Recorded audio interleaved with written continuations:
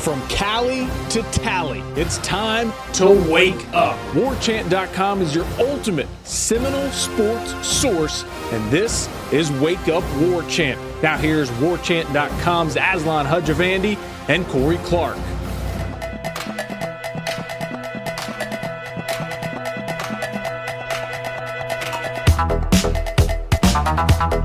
Wake up!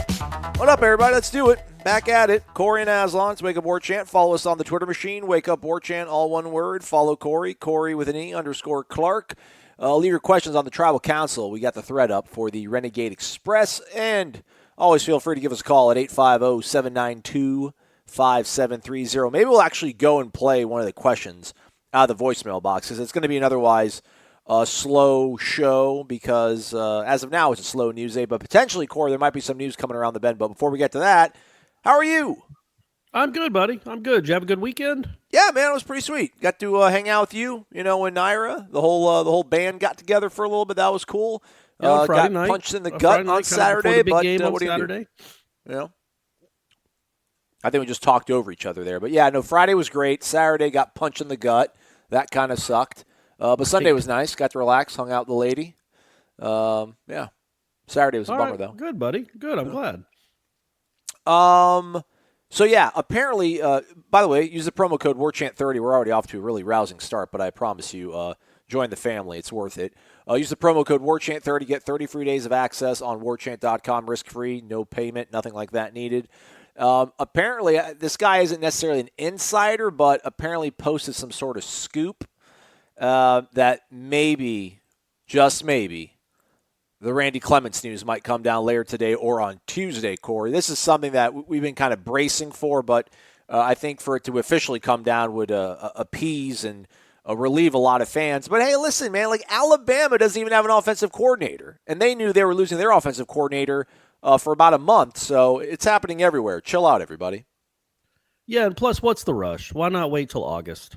Yeah. Why not just introduce the new coaching staff in Jacksonville the day of the game against Boise State? I don't think they need to rush it.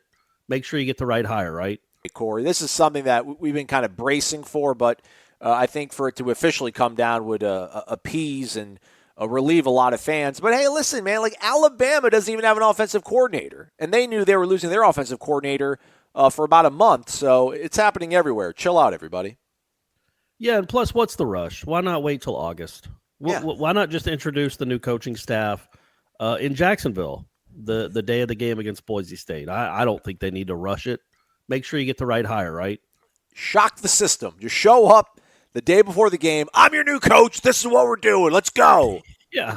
No, I mean, it's pretty. I mean, look, we know we certainly. Corey, this is something that we've been kind of bracing for, but I think for it to officially come down would appease and relieve a lot of fans. But, hey, listen, man, like Alabama doesn't even have an offensive coordinator, and they knew they were losing their offensive coordinator for about a month, so it's happening everywhere. Chill out, everybody.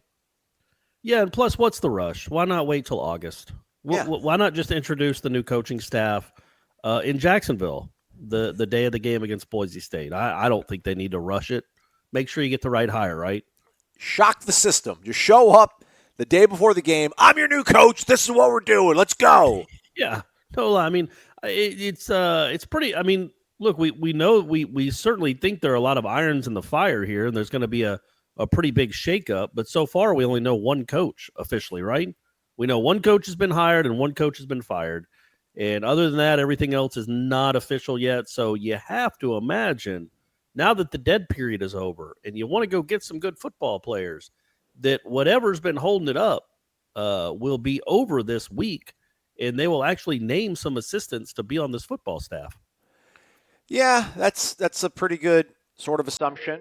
It's good conventional wisdom, if you will. My computer's off either one way or the other on one side of that thing. So I don't know how much of it's a recruiting aspect. So that's my whole thing. Like, I'm not – maybe it's because I'm actually covering things now, so I'm not as much of a fan, so it doesn't bother me as much. So I don't want to be dismissive of it. But I know a lot of folks are not upset, but they just want to get this darn stuff over with already. But I just don't know how much of time is of the essence right now for Florida State and Willie Taggart. No, and I was being facetious earlier. It's not you're right. It's not a huge deal. What are they going to sign? Maybe 5 or 6 more kids. And so, you get the guys you need. It's odd that it seemingly takes a little longer than it should. Like what the holdup is, and why isn't it official? Why haven't these men moved to Tallahassee? All that stuff, or why hasn't it been announced? That's a little odd, especially with all the things we hear about. It seems like it's a done deal. It's a done deal. It seems like it's a done deal. But yeah, in the grand scheme of things, it's really not that important that they get, if they announce it on June 9th compared to June 14th. Right. January 9th to January 14th. I don't know that there's that big a deal, but in that gap, it's just, as a Florida State fan, I'm sure it's hard to be on Twitter and see all these other universities making hires seemingly all the time, and then you're not. But again, that's the kind of the world we live in. Not to give you a little Jimbo Fisher, but that's society today.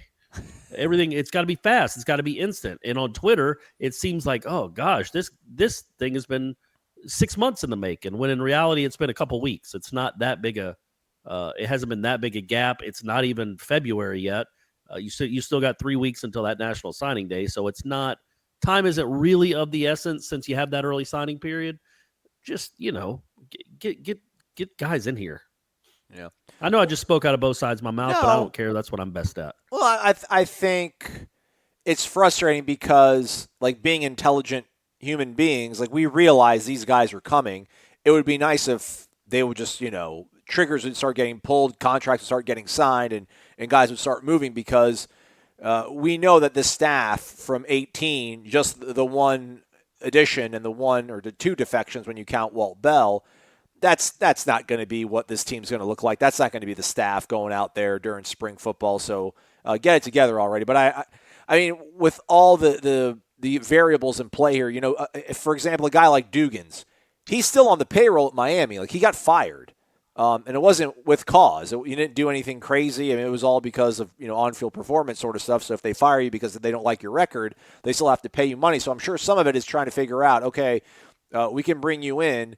You're still making money from Miami, so maybe could you just kind of be cool with collecting a check from them, and we'll just give you 40, 50 grand on the side to be an analyst, maybe? Like, have you be the off-field guy. We'll let David Kelly finish the string, because it has to be that whole 2-year thing if you've moved into a new job. So maybe let David Kelly finish out coaching receivers this season, and then move Dugans into the role come 2020, make sure he's okay with that. And then obviously, listen, Randy Clements is another guy that we seem to feel pretty confident is going to get announced here in the coming days. They have an offensive line coach still, so they need to figure out what they're going to do with him. I'm sure there's maybe there's certain things in the contract with Greg Fry that if he stays a certain more amount of days or something, it might make it more easy on Florida State to get rid of him financially, or sets him up to find some landing spot in the meantime. So yeah, there's a lot of play. And like I said, being facetious a little bit. Listen, man, Alabama, they knew Mike Locksley was leaving to Maryland for a while. And, I guess they're saying now Steve Sarkisian's going to come back. So that's kind of crazy, but they haven't made that official yet either. So just sit tight, everybody. It's going to happen. Yeah, I mean, that's kind of just the way the world works right now, man. All the dominoes fall. I can't even imagine what it's going to be like when Saban, if and when he ever retires. Just the amount of dominoes that fall and when that string will end. Do you know what I mean? Oh, God. Like that, I think that would be a cool story to see, like, when Nick Saban retires. You could probably do it with most any coaching hire at a big school. But where is the last domino that falls that's connected to that? Like, Saban retires, so Jimbo goes to Alabama. No, Dabo. Who goes to I just can't imagine it. I don't think Dabo would want to touch that job. I think Jimbo would jump at that job in a heartbeat. Also, Dabo's got Alabama right now. He's coaching essentially in another Alabama right now. But then, you know what I mean? Like, so Jimbo goes to Tuscaloosa. Well, who goes to College Station? Let's say it's the guy from UTEP.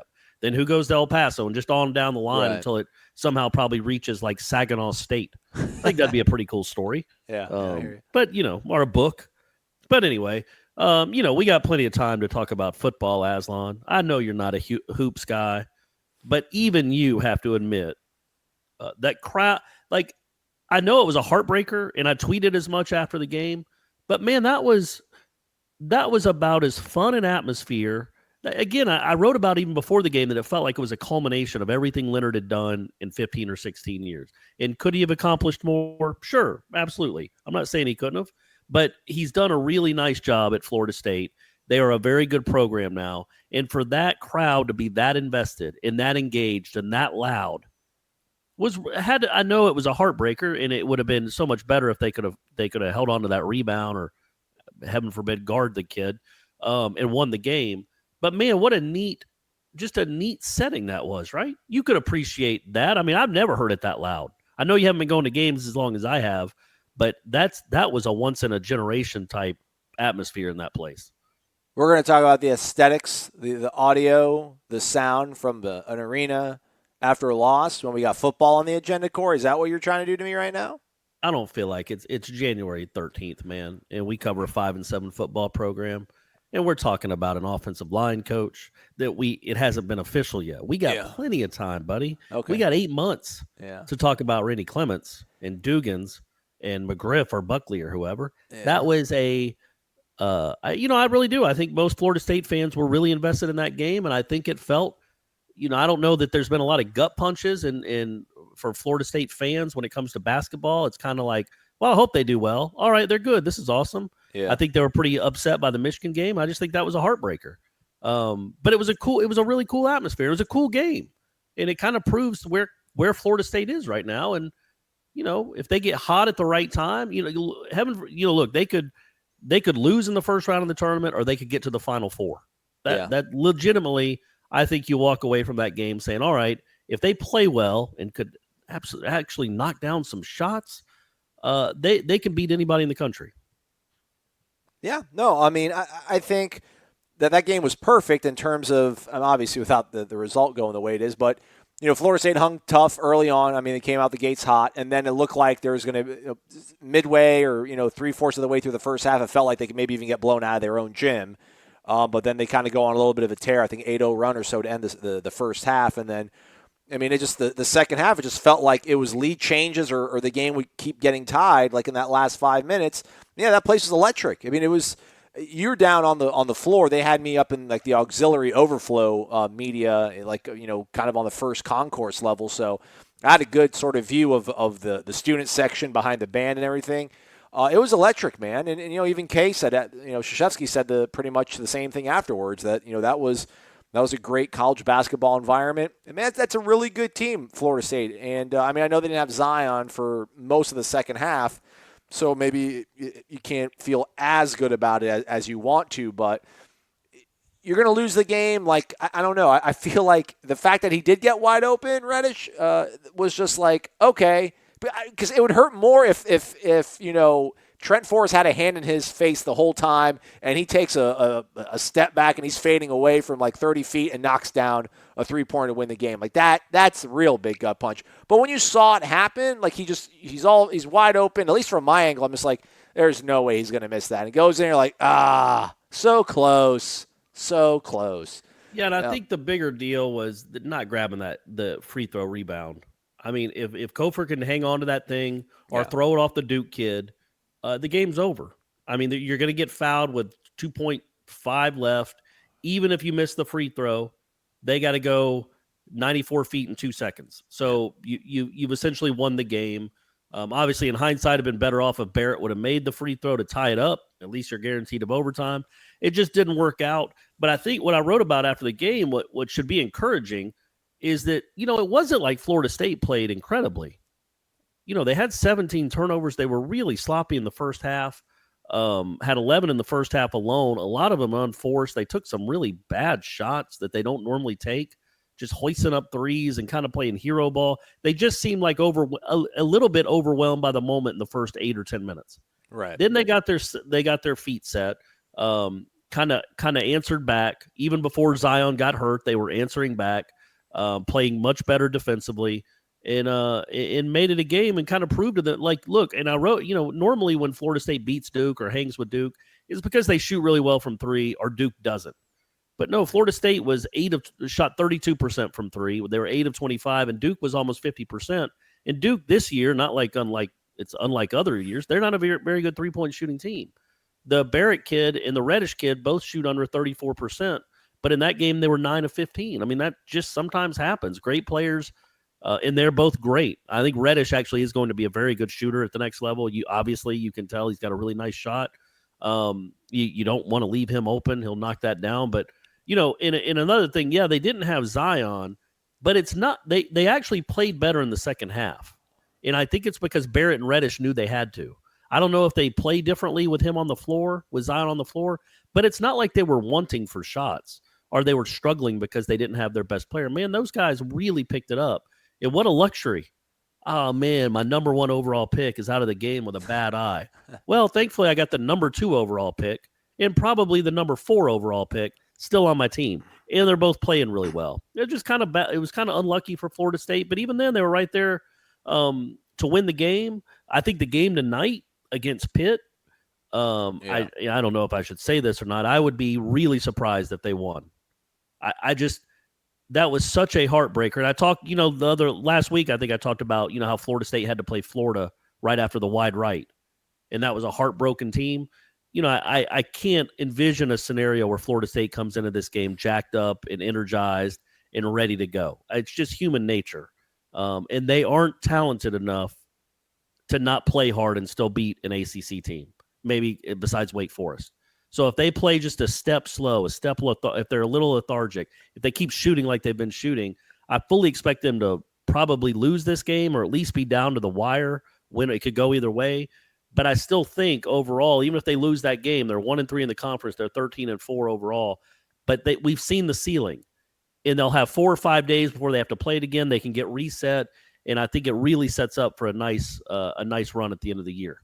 But it's crazy, man. I was just looking at the bottom line on ESPN. So, rip off for me, Aslan, Florida State's last 4 losses in basketball. All right, Duke, Michigan. They're number 1 in the country right now. Yeah. Michigan. Michigan is currently number 2 in the country, and they are 18-0. Who did we lose to in the ACC tournament? No, you're missing one. Who'd they lose to earlier this season? Was it Villanova? They lost to Villanova, who's the defending national champions, right. And then they lost to Virginia, who is the other number 1 team in the country. Yeah, that's right. Those year. Are their last 4 losses. Are to, Michigan and Virginia are both undefeated. I think Virginia's undefeated. Yeah. Duke is whatever they are, 14-1, and then Villanova is the defending national champions who are starting to play well again. Man, this team, their last 4, and other than Virginia, it wasn't like they were blown off the court. He really does have this thing in a place where they can play with the big boys. They're not – the difference between, I think, Florida State and like a Duke is Duke cannot play well and still beat a good team. I don't know that Florida State can do that. You don't have those 2 guys, 1 or 2 guys that can carry you. And so that's where you wonder, but overall, when this team plays well, it could be a Final Four team. I just think, I know it was a gut punch. It might cost them a seed line. Who knows? It might send them in a tailspin. I think they have too much veteran leadership for that. They've lost some games. I don't think it'll have that negative an impact on them, but it could. You never know how kids are going to respond to an absolute gut punching loss. But man, leaving that arena, you thought, wow, that's a really good team. And if Cabangeli plays like that, well, now it's a whole different ballgame. You just got to get MJ Walker. He's got to start playing. He's just got to start playing better, man. I don't know what's going on with him, but he is a negative on the court. Like he's hurting them at the moment. He's got to figure it out and get his confidence back, because you think about the Florida game. He was like another Trent Forrest on the court, except a better shooter. Like he was active, he was getting deflections, steals, making shots, and somewhere, I know he got injured, and somewhere along the way that confidence has kind of waned a little bit with him. But he's too good a player to look like this, and he's got to find himself.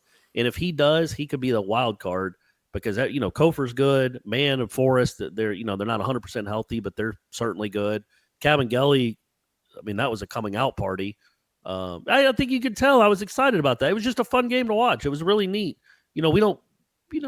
I've covered some not so great Florida State basketball games in my career, and I've certainly covered some ugly football games here lately. That was a real joy and a pleasure to be in the building for. I haven't heard you talk about something with this much passion and verve other than Brady and Michelob Ultra since we started the show about a year ago, man. Yeah, man. I was just it was and I know Zion had a lot to do with it, But it ain't like the crowd waned or got quiet the second half when he didn't play a second. Yeah. Like, it was still completely engaged. And I just think, I've been on the road with this team a lot. And I've been at the ACC tournament with this team a lot. And you go into these other buildings, and I know Florida State has a great home record, but I don't think that's necessarily because the crowd is incredible. They just play well at home. But you go to these other buildings, and it can be deafening. And at the right time, too. Like, you make a free throw to tie the game, and the place gets on their feet and stands up. That was happening all the time in that game. And I think, maybe the program's turned a corner a little bit, Aslan. Yeah. Maybe it's turned the corner a little bit where it's never going to be a basketball school, but they're becoming basketball savvy. It's a good fan base. The students always show up. I don't know. I'm probably getting ahead of myself. Either way, it was awesome. It was a fun atmosphere. Devastating loss. You can't leave that kid open. It was a miscommunication. They're playing a zone defense. I think Trent Forrest was supposed to go out to the spot that was vacated. MJ Walker was on RJ Barrett, and he went with RJ Barrett to the corner, as you should do, because the dude had 32 points. I think Trent Forrest was supposed to go back out to the elbow where it had been vacated. He got caught by a screen or something. Either way, the kid wound up wide open and hit the shot. But if Kofor squeezes the rebound, game's over anyway. There's 1,000 things that could have happened. Still, fun game, fun atmosphere. Didn't get to see Zion dunk. That was my biggest regret. Yeah. It is crazy, too. Leonard said it after the game. He's like, I put a 7'4" guy on the inbound. I just don't know how he inbounded the ball so easily. And, it was a good point because, Kumaji was, all up in the guy's grill. I mean, he was running the line. Did you watch the replay? That kid too, the Duke point guard, he's going to be in the league for 15 years. He flicks it backhanded, not even think about if you were trying to get a pass around Chris Kumaji. Right. I mean, I'd have to throw it into his groin and do it a couple of times until he backs up a little. I wouldn't have any other way or throw it between his legs. I wouldn't know how to get it around him. Yeah. That kid, if you watch it, he's just calm, looking inside, which makes Kumaji kind of scoot that way to make sure he doesn't give up a layup. And then he just flicks it right by his hip to a spot where he couldn't even see the kid. He didn't. He knew he saw the kid take off to a spot, but I'm sure when he threw that pass, he was blind. He didn't see reddish when he threw the pass. He just threw it over right next to Kumaji's hip and hits him perfectly. I mean, just again. What a luxury it must be to coach lottery picks every single year. Yeah. I think we should start something, Corey. We'll share our 3 observations, but we'll call it Corey and Panic Pete, and then your 3, 2 will be positive, 1 will be cynical, and then I'll do 3, but 2 of mine will be cynical, and only 1 of them will be positive. In that vein, sure. We don't have to do it all the time. I'm being jokey, sort of, but. The one thing, Jokey obviously, we can start calling you Jokey Pete. Yeah, Fiondu Kabengele. I mean, his performance was amazing, man. He played. It was sight to behold, man. Just the energy and knocking down his free throws, getting rebounds, everything he did was crazy. The 2 things that concern me, and I just don't know at what point do they stop being careless with the basketball. Just kind of feel like that's for whatever reason, just the cost of doing business for this team this season for whatever reason. And then I just don't know, how does Trent Forrest get healthier the more minutes he logs onto his body this year with that toe? Because, I think he got an important bucket there towards the end of the game, and I know that's kind of his thing. He's the closer. He can struggle for, 35 minutes, but he'll turn it on the last 5. I think they need something more from him, too. I mean, MJ Walker, to me, that might be more valid of, hey, let's get something more out of him because Trent gives you all he has, but I just felt like Trent was going to be playing maybe a little more higher level, or at least producing a little bit more on the stat sheet, after what he did last year in the tournament than he's done so far. Those are the 2 things that kind of concern me. Yeah, and that's warranted, especially with Forrest. We all know he can play, and he was playing really well at the beginning of the season, but he's slowed by that thing. He doesn't have the lift in the lane that he normally does. He's still, I think he had, about 6 rebounds and 6 assists, but I think he only made 1 basket. MJ Walker made 0 baskets. I don't think David Nichols made a basket, and I think Savoy made 2. He made some free throws down the stretch because they were fouling him, or quote unquote fouling him on 3-pointers. But your guards just did not play well at all against Duke, and they didn't play well at all against Virginia. Now you're talking about 2 of the best teams in the country. But still, that's concerning because they're veterans. Savoy's a senior. MJ Walker's a sophomore, but has played a good bit. Forrest Jr.'s played a lot, and Nichols is a graduate transfer. Now, he's never played Duke before. I know he found out real early. David Nichols, I thought maybe more than anyone that, this isn't Niagara. David Nichols is a nice player, and he's done some big things for Florida State, and he will continue to do so this season. But you can tell he might not have ever been in a moment quite like that before. But it's a good learning experience. But, yeah, I think, what helps them is they play tonight against Pitt, and then they don't play again until Sunday. Yeah. So you get 5 days off. Don't they have? Isn't it BC on Saturday? They have BC on Sunday. Okay. So yeah, they have 2 road games this week. Now they're both winnable, but man, it's hard. It's a hard deal. You don't chalk up road wins in the ACC. And one thing this team, even is all the things they've accomplished the last 2 years, the one thing they haven't done well at all is play on the road. Yeah. I think they went 2-7 each of the last 2 years in conference on the road. They've won 4 total road games in 2 years in the ACC. Back when they were making their tournament runs around the turn of the decade, they would go 5-3 on the road or 4-4. I mean, they were much better on the road than they've been. They've got to figure out a way to start winning games on the road. That's just that they just have to. But so yeah, these 2 games are important, and they're both winnable for sure. They're better than these 2 teams, but you're playing not at home. But yeah, I think if you get 5 days off, that should hopefully help Forrest. I think they have another break coming up maybe later in the month where they get a full week off. So it does kind of set up okay where I think they play Tuesday against Clemson and then don't play again until Sunday. So they got these breaks where they've got 4 or 5 days in between where you hope Forrest can get better. Because yeah, if it lingers all year, then he's not that guy. He's never gonna be a big scorer at this level because of his shot, but he can still take over games. And right now, when he's slowed a little bit, it's not happening. So you really need to get him. You need to get him right. And again, you got to get. I mean, they were 2 seconds away from beating the number 1 team in the country. Their starting backcourt hit 1 shot. Yeah. And I know they're committee. They win by committee. They play 9 or 10 guys. They just got to be better. Forrest and Walker just have to be better.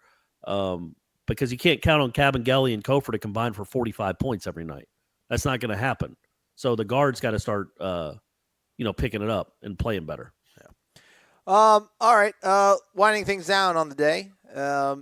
This happened last week, but we didn't get to it. I mean, it's not the biggest news or anything like that, but it's, I guess, worth mentioning is the fact that it appears that Zaquandre White is no longer with the football team. He's changed his bio on Instagram or whatever. He's got a junior college in Iowa. I think Iowa Western listed there. Pretty sure that's the same. Keep it on the basketball tip. Yeah. Do people still say that tip? Yeah, we'll do. We'll bring it back. I think that's where Derwin Kitchen went to junior college. I think you're right.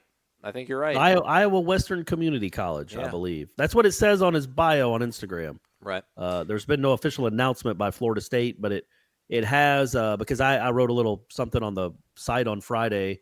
I've never been to Zaquandre White's Instagram page. I imagine I'll never go back, but I did go there to see, just to look at it and I saw his bio. It said, I think it said FL and then a sign to, and then Iowa, yeah. FL to IA, and then it had WC or whatever it is, IWCC with a football next to it. Yeah, which would lead you to believe that he's at Iowa Western Community College and he's a football player there. Yeah. But who knows? He might just be screwing around with his bio, but it sure seems to be that's the case. Do you care? Do I care? Is that the question? Did you just ask me if I cared? Yeah. This one less person that's going to yell out something ridiculous when we're trying to interview people and do our job, so that's kind of cool, I guess. Well, we were always interviewing players, and he would just walk up the at the time. What's that? I said, I know, where Zaquandre lost me, and I said it at the time. It's the same time that you're down 59-3. That's when you start throwing punches. Oh yeah. I think Willie was the same way. I don't think. Good luck to him. I hope he finds a spot. I hope he gets, I don't know if he left for academic reasons or he wasn't welcome back. We don't know the story there. We don't even know for sure that he left. but hopefully he gets his act together and goes and has a wonderful football career. But to me, it's just me. I don't know the kid. I've only talked to him once. I certainly don't know him, but just how he interacts with people on the football field, the fact that he threw a punch and got ejected when his team is down by 8 touchdowns. I don't know if you need those kind of people in your locker room. You say that, but he was still out. You say that, but he was still playing minutes, man. He was still playing. He was getting reps. He was getting a lot of snaps towards the end of the season. Oh yeah, didn't he get another personal foul like the next game?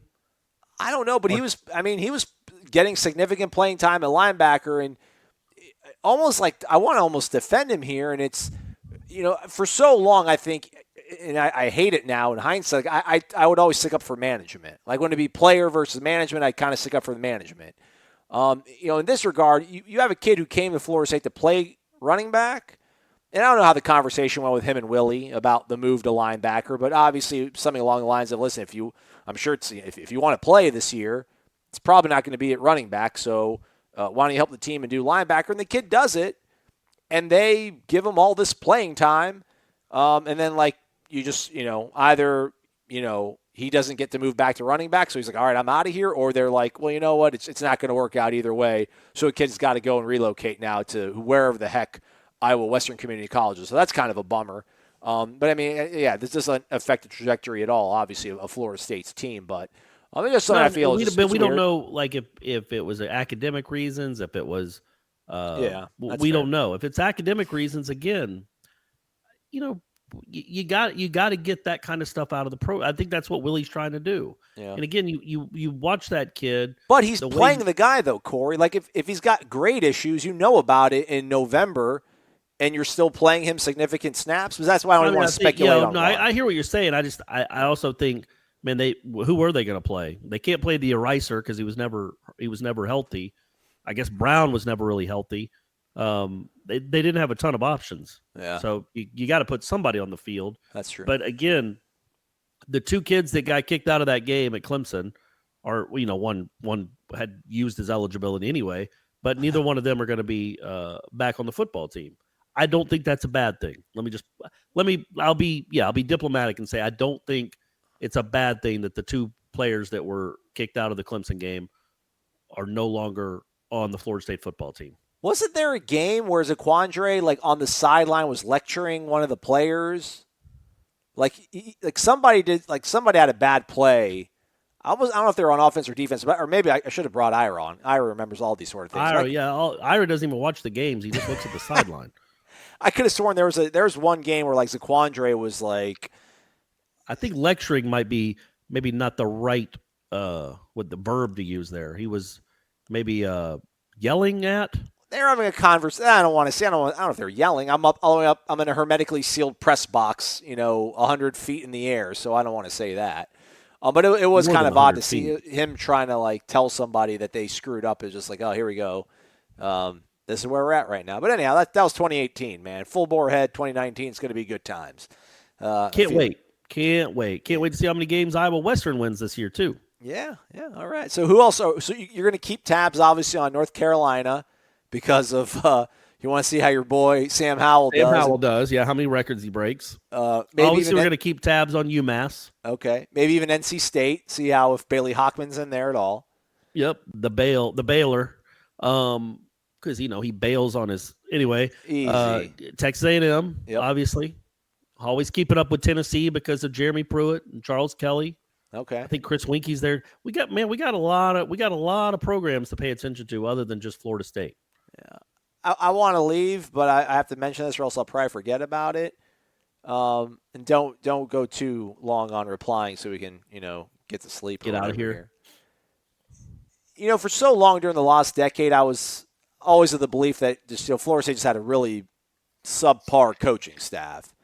And I'd always kind of blame it on that. I thought that all these recruits they kept getting were really, really good, and it was just the coaching that was holding them back. But then when Jimbo got this thing going, you're like, well, you know what, man? It's when you get a lot of good players, it kind of makes things a lot easier. It really is the players more so than the coaches. But then you see what Derwin James did this year, and I know it's not a good note to bring him up right now because of how they looked against New England. Like, damn, Charles Kelly, like, you couldn't figure out anything with him? Like, I mean, Derwin is like all-pro as a rookie. He's a pro Bowl. football. Yeah, he's an all-pro as a rookie. It's amazing. And listen, love the guy. He loves this university probably more than most of us. He's got it tattooed on his body. He was committed to Florida State like before, golly, who knows? I mean, he was still in grade school probably. But what did he can you point to anything he did last season of like, wow, big game-changing play by Derwin James? No, and that isn't to say that he didn't play well, because he did. I thought the second half of the season he was awesome. I think he graded out on PFF as like one of the – I mean, he might have been the top-rated defensive player in the country. Like, he did his job well. What was he doing, though? No, exactly. But he did his job well, but his job should have been more to, maybe utilize his unnatural athletic ability. Yeah. He was – I guess the best way I could put it is he was treated as if he was A.J. Westbrook. Like, hey, man, just do your job out there. Right. If the tight end comes out in the flat, go with him. Whatever the case may be. Back up, play your zone. He never unleashed hell. Yeah. And that's what Derwin James should have been doing. He did it a good bit his freshman year, and I'm sure I don't know. I don't know what happened there.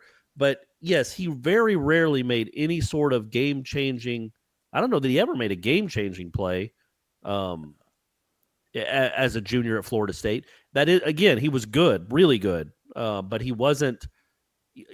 I guess we thought we were going to see like a, I don't know, man, like a LaMarcus Joyner or a Sean Taylor or whoever you want to see make these plays that we all remember. And it's almost like he just skated through here in 3 years. And other than the freshman year where he knocked the Florida guy on his butt, sorry. You don't remember a ton of plays that he had. He had a kick return against Wake that was called back. I don't know. And, a lot of nice tackles. Yeah, this is not a criticism of Derwin at all, man. Bless that No, kid. It's criticism of the way he was utilized. Yeah, it's amazing. 100%. Maybe you had a amazing. freak show. And so, you got 2 pretty good years out of him.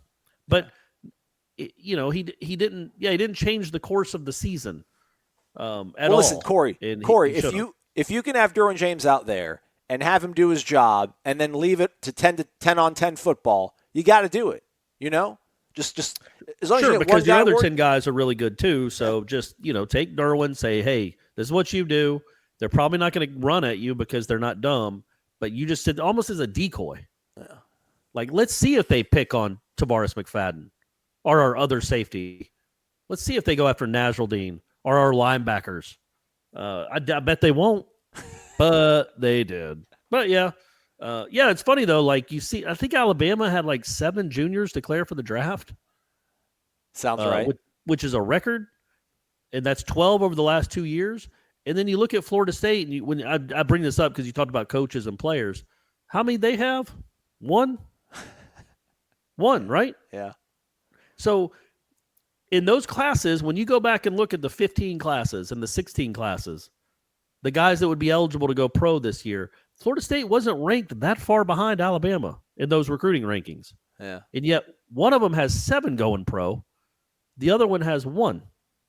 Yeah. Things that make you go, right? You're allowed to develop players too. And Jimbo had done a very good job. Well, look, Jimbo develops quarterbacks. We all get that. That's kind of his job. That's what he does really well, or has done really well. We can't say that he develops DBs or linebackers or defensive linemen. His assistant coaches did that. Right. And they did, for a while, they did a really good job of that. And then this last staff that he had obviously didn't do a whole lot of that.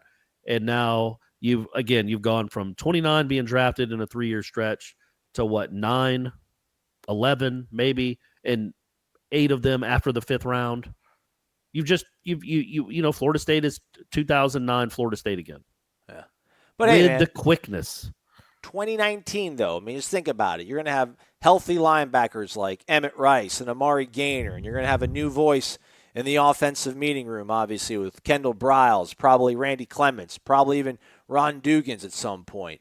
You're going to have a DB's coach helping out Harlan Barnett. Just think about all the new voices that are going to mold the minds and the stars that Florida State has. So feeling good about 2019. Not ready yet to do a win-loss prediction, but keep your eyes on warchant.com. There were a couple brave folks on staff that made predictions about 2019. That'll be coming up on the website later this week. Plus, when we go into that 2019 season, we'll also be Florida State will still be riding the high of a basketball national championship. Correct. So that's going to flip. That's going to flip everything. A rising tide lifts all ships. Whatever that dumb saying is. It's not dumb. Florida it's a good State one. basketball is going to do that for football this time, and football is going to be able to build off that. And then look out, baby, look out! It's going to be like Florida. The Noah and Horford Florida basketball teams. They're essentially the reason the football team took off. Everybody knows that. No way Tebow goes to Florida unless they had a good basketball program. So I'm telling you, people, just get on board with this basketball thing. It's a good program, fun team to watch. They really do play hard. And we'll see what happens with football. Noel's it's a taking basketball on school now. We all understand that. Yeah. Noel's taking on Pitt tonight at 7 o'clock. Check it out. Check out warchant.com 24 hours a day, 7 days a week. He's Corey Maslow. Thanks for listening, folks. We'll catch up with you probably tomorrow. But who knows? WarChant.com is the ultimate inside source for FSU football and recruiting. And now you can get in on the action for free for an entire month. WarChant.com is offering a risk-free 30-day trial subscription. Get full access to the #1 website covering the Seminoles just by entering the promo code WarChant30. That's WarChant30. Sign up and get in on the world's most active FSU message boards. Receive breaking news, stories from our award-winning staff, plus get exclusive interviews and videos. Just enter the promo code WarChant30. WarChant.com, your ultimate Seminole sports source.